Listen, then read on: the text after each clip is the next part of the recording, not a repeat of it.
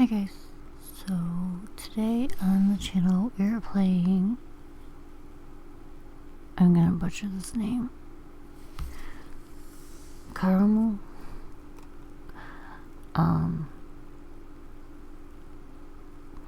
So it's about a Yandere ex-boyfriend that you run into, and I think there's some paranormal aspects in it as well, but it's not a romance one like we usually do. It's more of a horror one, but I thought it might be interesting, so let's give it a shot. So, contains horror elements and mature content, not meant to betray a healthy relationship, and their dubious consent. Yeah, that's the play.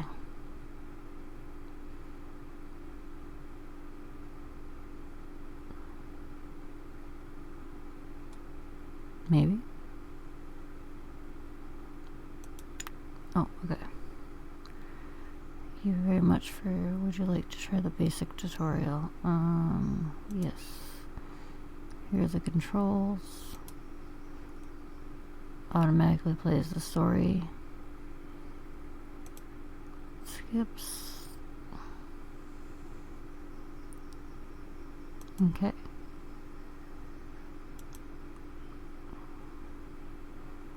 Okay.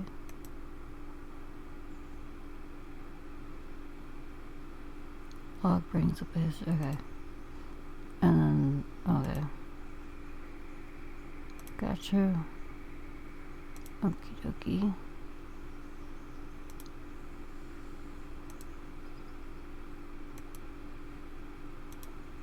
Alrighty.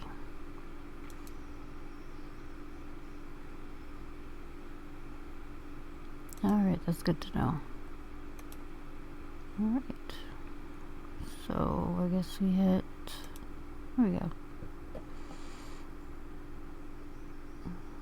Nellie's throat stung as she gulped the cold dawn air. Her arms were shaking. The muscles ached so much that she struggled to grasp the handles. The haggard squeaks from the wheels of her bike tore through the silence that permeated the dark forest. She choked for breath around the small flashlight clenched between her teeth. The light was modest, only illuminating a small patch of the road directly in front of her bike. She needed to hurry. The sun was already starting to rise. It was okay. There were only 3 left. Nellie drove her heel down, pedaling with renewed vigor. She raised herself from the seat, leaning over the handlebars of the bike as she frantically turned the pedals, going faster and faster and faster until... snap. Terror ripped through Nellie as she was flung over the handles of her bike.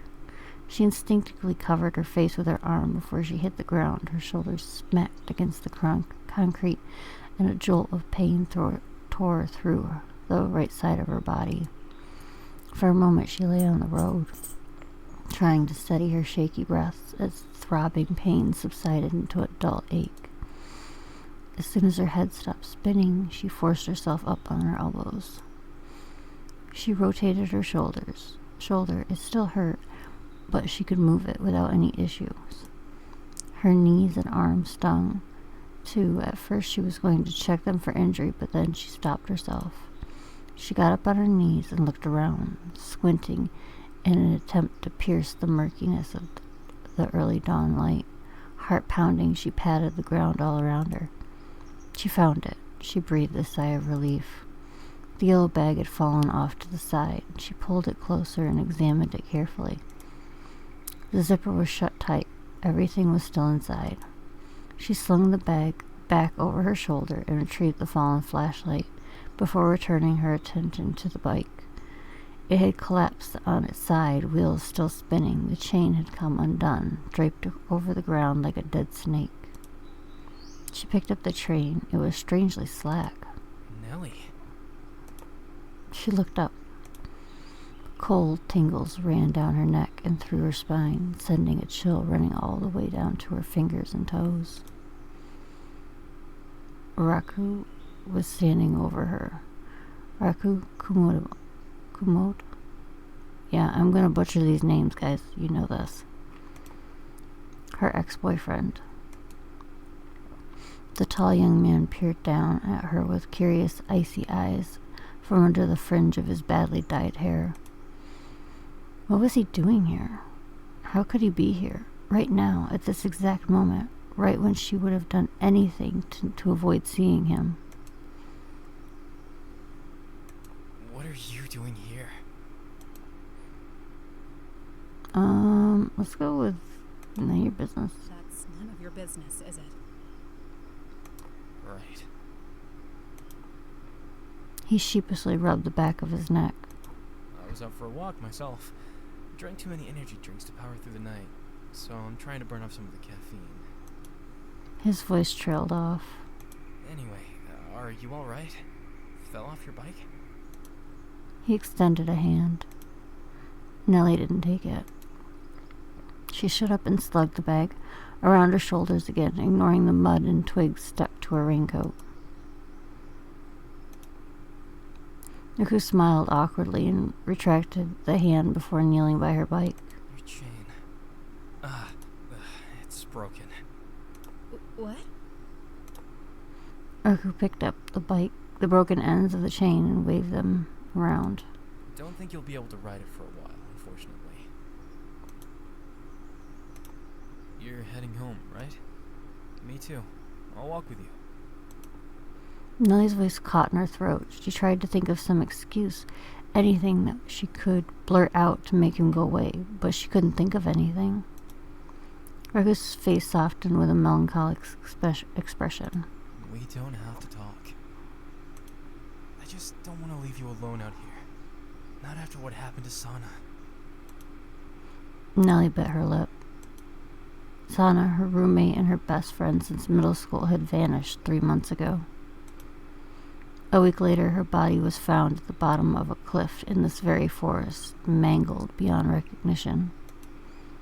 A tragic hiking accident. Let's go with... Alright. I'm probably gonna regret this, though. Alright. She tried to rack her brain for an excuse, but she had no good reason to say no. Raku extended a hand. Want me to carry the bag for you? No. Nellie jerked away. Let's just say nothing. It's none of his business, right? She held the bag close.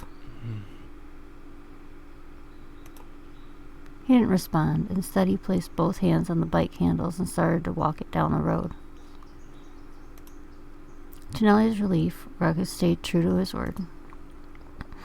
Normally, he was quite talkative, rambling to her about whatever nerdy hobby captivated him that week. Now he didn't say a word. In fact, he was barely looking at her. He just continued walking, only casting an occasional glance at Nellie to make sure he was walking at her pace.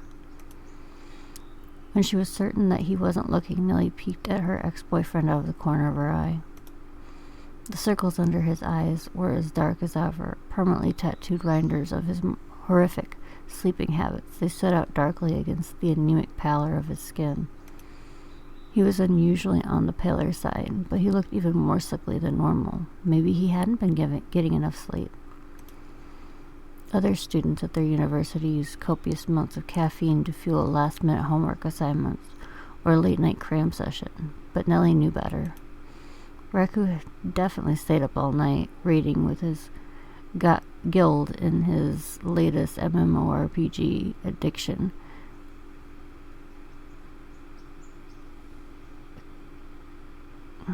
Echidna? No. Okay, I'm just giving up on that. Online. He conscripted her on a few occasions, giving her precise instructions on what buttons to press while he ran to the bathroom. Those probably should have been bitter memories, but strangely enough, Nellie didn't hate those evenings. She would lay on his bed, planting turnips and petting cows on her handheld console, and every once in a while he would turn to her and grumble about the lackadaisical teammates or or celebrate a particularly close call. She wondered if his raids went well. He had complained about terrible drops for the past 2 months. Did he finally get the items he wanted?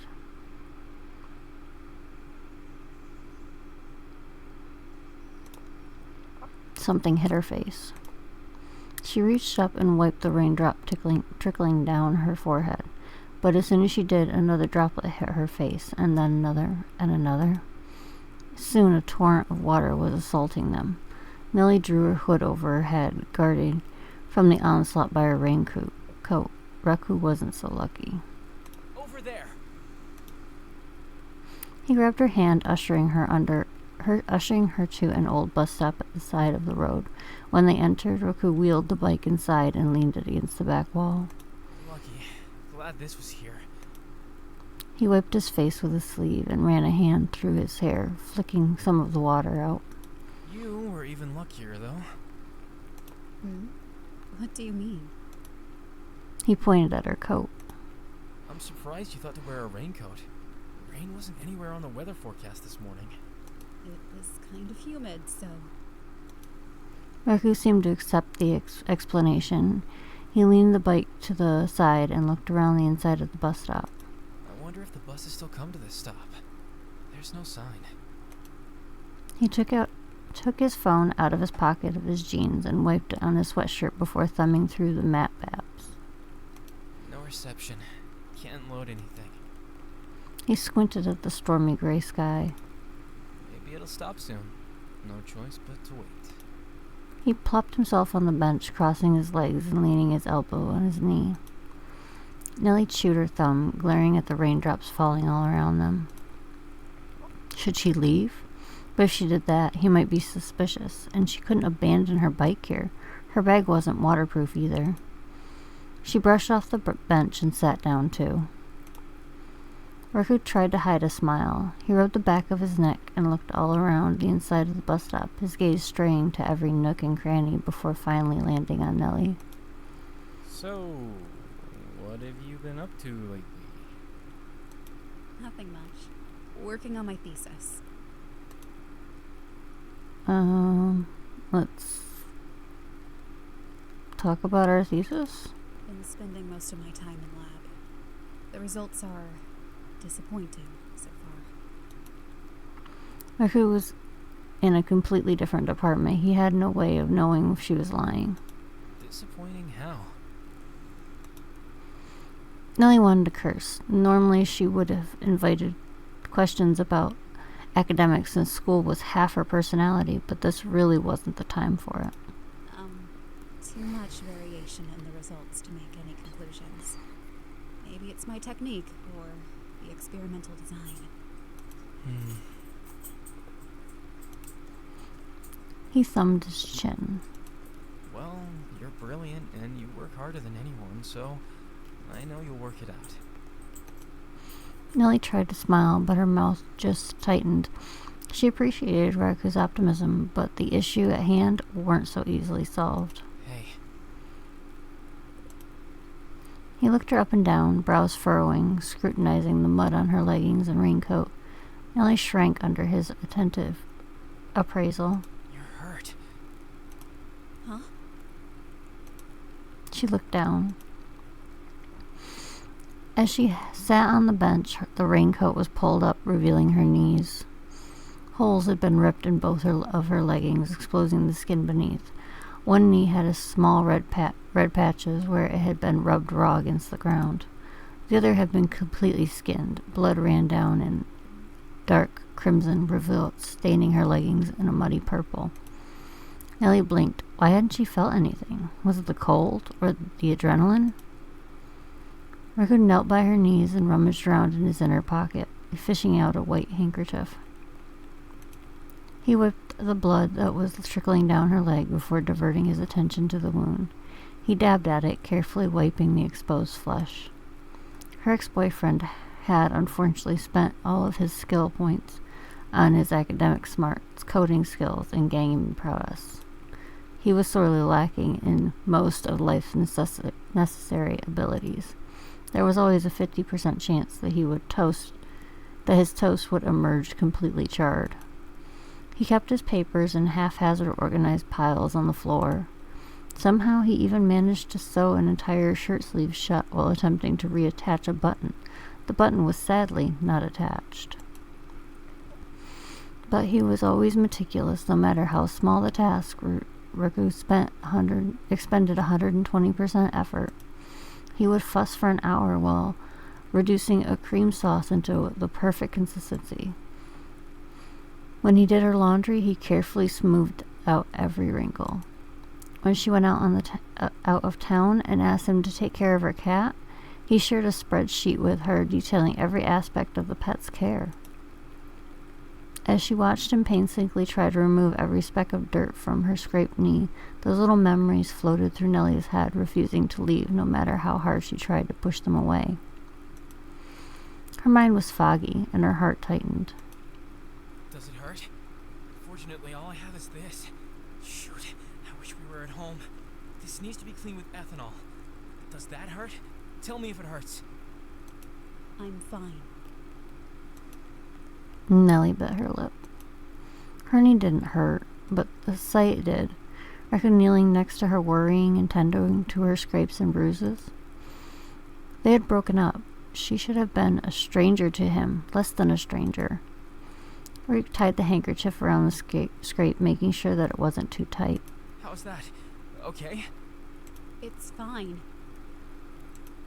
She swallowed, the lump in her throat bobbing in place, refusing to disappear. Somehow the blood got on the outside of your coat, too. Not a lot, though. He scrubbed a few spots on the bottom of the raincoat. He gave her coat one last wipe with the handkerchief before getting up and returning to his seat. I'm sorry. I didn't notice you were hurt. I said it's okay. They stewed in silence for around 10 minutes, but as they sat, Nellie could tell that Riku was growing increasingly tense. His leg bounced as he chewed on his lip. Finally, he turned toward her. Melly, can we talk? Here it was. He wanted to talk. Of course he did. They had dated for almost a year and a half. They had even discussed their future plans together. If Riku had sent her a text out of the blue saying, "I'm breaking up with you," then she would have had questions too. She didn't want to talk or explain, which was why she had avoided him for 2 weeks after sending the text. That's kind of cold. She had eluded him very successfully until this moment, that is. Was it something I did? Did I do something wrong?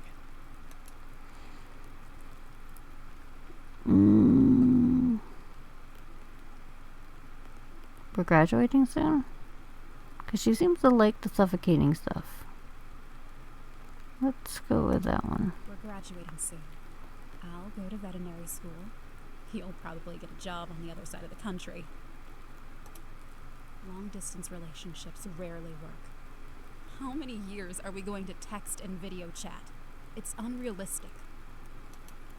You don't know that it won't work. I can find something where I can work remotely. If not, then we can still at least try. If you're willing, then I'm willing. Aww. Any relationship takes effort. A long-distance one just takes a little more effort, that's all. We were talking about moving in together a month ago. I don't understand how your feelings change so quickly. They just did. She looked down and twisted her fingers together. She hesitated to say anything further. It felt like she was standing on the edge of a precipice, and a single word would send her tumbling into the abyss. Is it because of what I did to Ji-hoon? Because I didn't apologize? He gritted his teeth. You know why I did it. You heard all those things he was saying about Sana. Insisting that she was addicted to social media, saying she probably fell because she was trying to take a cute selfie with the sunrise. How could he say that? About his own girlfriend. He deserved more than one punch. Nellie's mouth tightened. She wanted to protest, to say that that wasn't it. In reality, Riku's outburst had been gratifying. At the memorial, she sat in silence, trying to ignore Jehun's prattling so that she could focus on honoring Sana. The seconds felt like grueling hours, and she wanted to sew Jehun's mouth shut. When Raku finally hit him, it felt as if Raku had taken all of her bubbling indignation and anger and shoved it in Jehun's face. Well, I mean, if it's not that. Then why? When I asked for your number the first time, I didn't really think you'd give it to me. After all, you're you. I'm me. I didn't think I had a shot with you, but I had to ask. I would have cursed myself if I didn't even try. And you gave it to me. And then you said yes when I asked you out for lunch, and then you kept saying yes. I was so happy, but I also thought that maybe you just viewed me as your gaming friend. So I asked, is this a date? And then you laughed and said, of course it's a date. At that moment, I felt this pang in my chest. I realized something. All of the messy, revolting things that had happened up until that point. The vile vulgarity of my own existence. It was because I had already spent all the luck I had in this lifetime to meet you. I had never met anyone like you before. Even though life hasn't been kind to you, you always find room in your heart to be kind to others. People, plants, animals.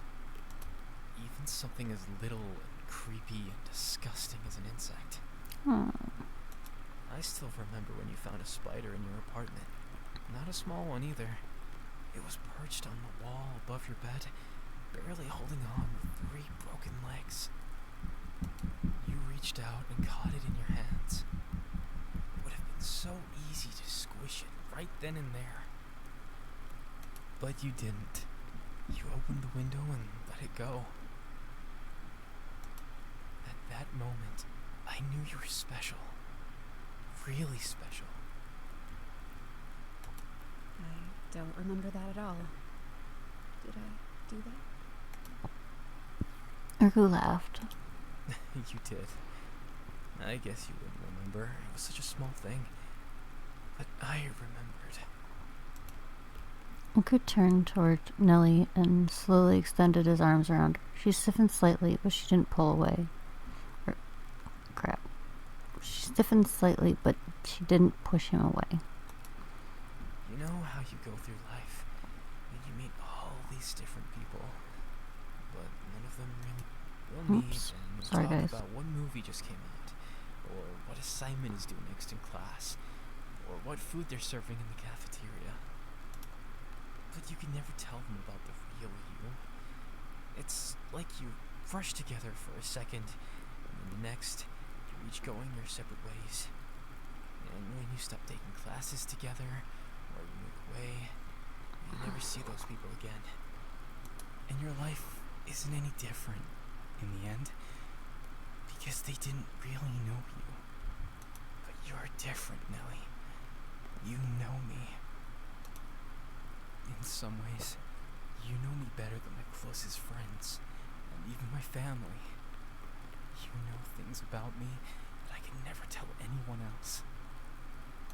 And if I couldn't see you anymore, then my life would be different. There would be a big, gaping hole where you used to be. Losing you terrifies me. I'm afraid that no one else would be able to know me the way you do. That I won't be able to open up to anyone else the way I opened up to you. And I don't want anyone else to know me the way you do, because they wouldn't be you. I didn't know you felt that way about me. When Nellie didn't resist, Raku pulled her tighter, whispering in her ear. I don't want to break up. Hmm. I love you, Nellie. I never want to love anyone but you. You don't feel the same? Not at all? Nellie stayed silent. She was unconsciously leaning into Raku's hold. When her friends talked about their childhoods, Nellie couldn't relate. When they reminisced, they brought up their beloved childhood cartoons, their favorite vacations, and their cherished family pets. Nellie didn't have any memories of any of those things. Aw. Instead, all she remembered was the constant yelling, the embarrassment when she couldn't afford lunch, the fear as she huddled under the covers, never at home, even in her own house, the relief when her father went out one day and never returned. Sometimes she talked to Sana, and Sana tried her best. She listened and nodded and said, "I understand completely," but that was a lie. There were simply some things that Nellie's best friend couldn't understand. All Sana could offer were some comforting words. "That's rough. That's horrible. I can't believe that happened." As if Nellie's favorite television show had been canceled, or she cracked her phone screen, or she got a D on her latest exam. It wasn't Sana's fault, but that didn't make Nellie feel better. Eventually, Nellie stopped talking about herself altogether. That changed when she met Raku. It wasn't something dramatic encounter. Oh, sorry guys. It wasn't some dramatic encounter. They were standing in line at the library, both waiting to check out a couple of books. Raku noticed the keychain hanging from her backpack, a small white and blue pixel art spaceship from Space Blasters. When they reached the front of the line and Nellie handed the librarian her books, they were still excitedly chatting about their favorite retro games. She promised to lend Raku one of her cartridges, and they exchanged contacts. Nellie didn't talk about herself at first. They talked, of course, but it was usually about their shared hobbies. They liked different genres and played in different ways. Raku fancied punishing difficulty and expansive exploration, while Nellie preferred the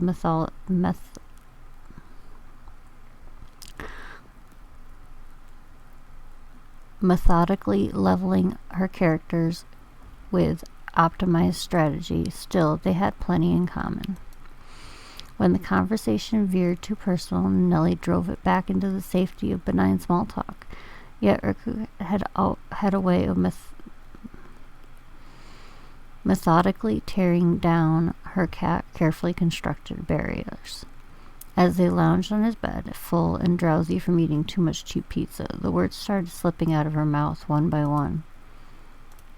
For Nellie, Raku was different. When he listened to her darkest thoughts, he didn't look at her with pity, skepticism, disgust, or apathy. He looked at her with understanding, as if he'd been with her every step of the way. Raku was special. That's exactly why they had to break up.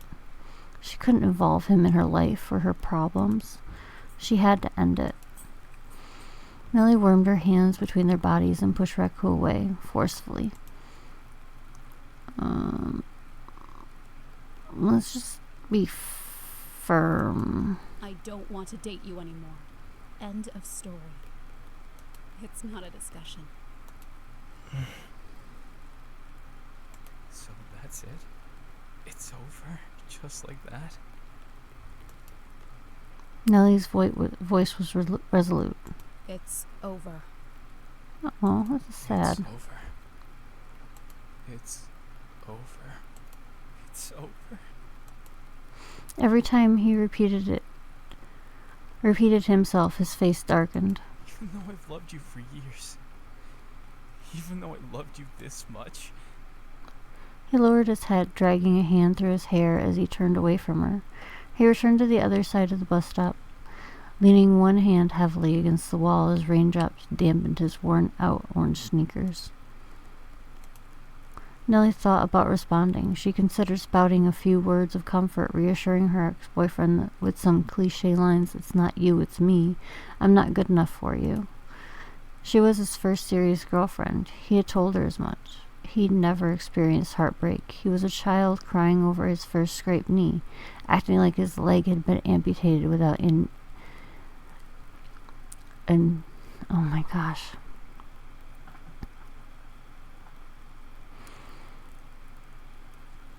Acting like his leg had been amputated without anesthetic. No, that was wrong. She reconsidered and decided to stay silent. It was better if he believed that she was cruel and callous. A few weeks of sad gaming sessions and angry rants to his friends, he would probably forget about her altogether. Besides, she couldn't worry about him right now. She had bigger problems at hand. He straightened. When he stood in front of her again, there was something different about his expression, something colder, more resolute, as if he had made some sort of decision during his morose period of introspection.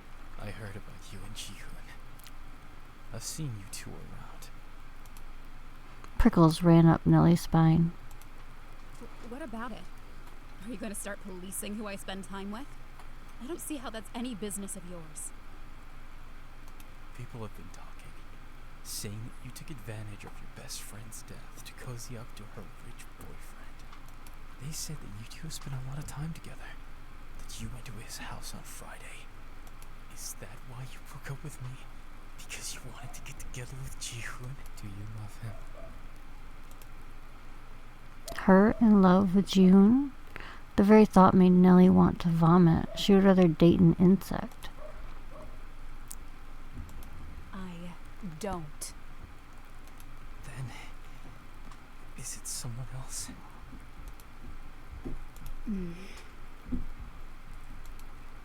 She didn't want to lie, but if she stayed quiet, then maybe Raccoon would come to his own conclusions and drop the matter. What am I supposed to do? What can I say? I don't want to lose you. His voice was soft and quiet, almost pitiful. For me, a world with only you is enough, Nellie. I only need you, no matter who you are, or what you've done. You don't need me. You don't even want me. Nellie opened her mouth to respond, but no words came out. She simply stared at Raccoon's face, eyes widened. When she finally responded, she didn't say the words that she'd intended to say. What are you? Raccoon reached up and touched his face, tracing his fingers over his eyebrow ridge, along his mouth and down his chin. Oh no, I got a little worked up. Wait. Nellie leaned back on her elbows and booted Raccoon square in the chest. He coughed as the air was knocked from his lungs, landing hard in a puddle on the concrete. She broke off into a run down the road. She left her bike at the bus stop, but she didn't care. The only thought in her head was, run, run, run. The raindrops pelted her face painfully, but she didn't want to stop to put her hood up. Every time her energy started to wane and her pace slowed, the image of Riku's face flashed under her eyelids as she ran faster. After she'd sprinted for 20 minutes, she dared to glance behind her. He wasn't following. But she didn't stop running, not for a second. By the time she made it back to town, it had stopped raining, and the sun was high in the sky, ready to make the trip down. As she approached her apartment building, the town was dyed in sunset hues, and the skies was beginning to dim. She sprinted to the entrance, looking behind her every so often. When she was inside, she darted up the stairs, which whined at every frantic step. Nellie went to her apartment and fumbled with her keys out of her pocket. She slammed the door shut behind her. The first thing she did when she entered the darkened room was scoop up her cat, who sashayed up to her, meowing for attention and food. Nellie forcefully turned the lock on her door, as if the extra effort would somehow make the bolt more secure. As she checked the lock, she had a sudden chilling realization. Riku had a key to her apartment. Nellie dropped her cat and dragged her bookshelf in front of the door. She hoped that would be enough to stop him. She didn't know.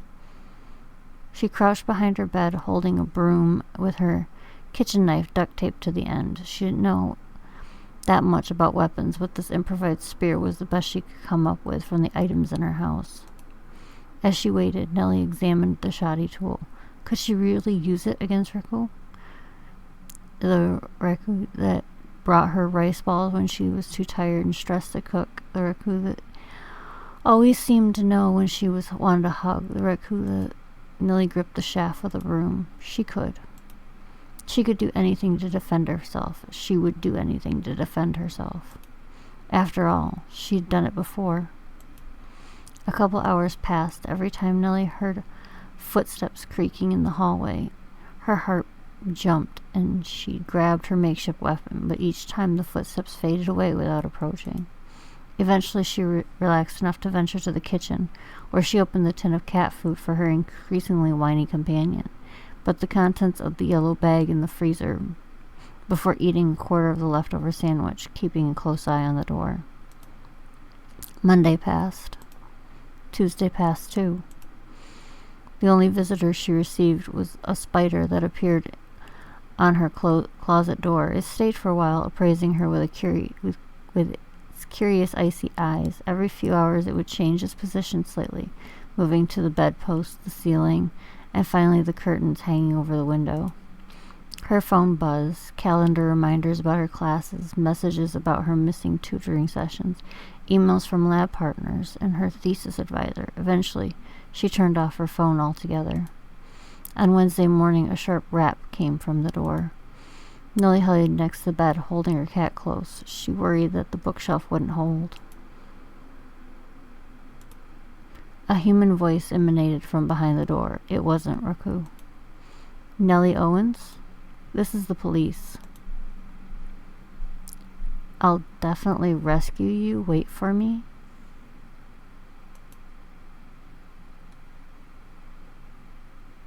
Okay.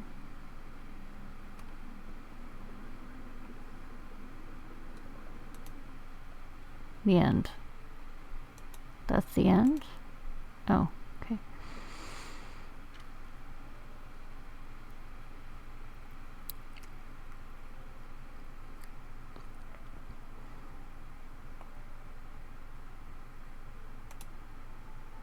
Okay, so that's the end. Whoops, didn't mean to do that. It was interesting. Apparently there are 2 more endings, and I don't know if that was I'm assuming that was the good ending. I mean, we didn't die.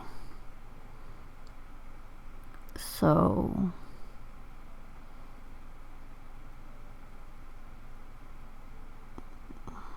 maybe. Anyway, so I hope you guys enjoyed that. Not sure that I'm going to play through it again to unlock the other ending, or to see the other endings, because I just wasn't feeling that much for it. I was kind of sad, in my opinion, and not at all what I was expecting. So, yeah. But if you enjoyed it, you guys can go download it. I'll put the link in the description so you can do it for yourselves. And I hope you will come back and visit me for the next one. See you later. Bye-bye.